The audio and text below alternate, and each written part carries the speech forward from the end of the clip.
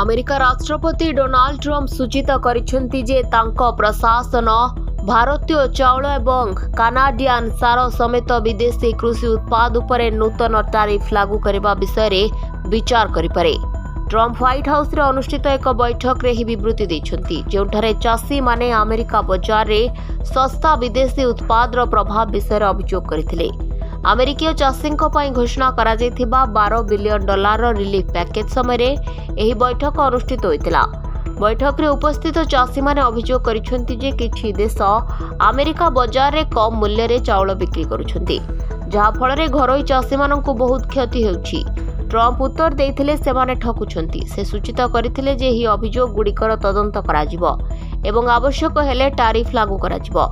Louisiana रो Kennedy rice mills रो CEO Merrill Kennedy दाबी करिसेंति जे Bharat, Thailand एवं China एही कथित डंपिंग पई मुख्य देश। से कहिसेंति जे चाइना बहु परिमाण रे चाउल पठाउछि, विशेष करी पुएर्टो रिको को, जेउठारे अमेरिकीय चाउलर जोगाण वर्तमान प्रायतः बंद होई जाइछि।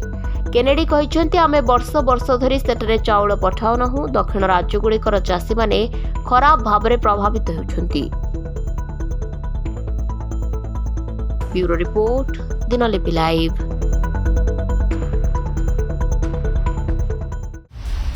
दिनलिपि लाइव को एबे ही लाइक, शेयर, सब्सक्राइब करंतु।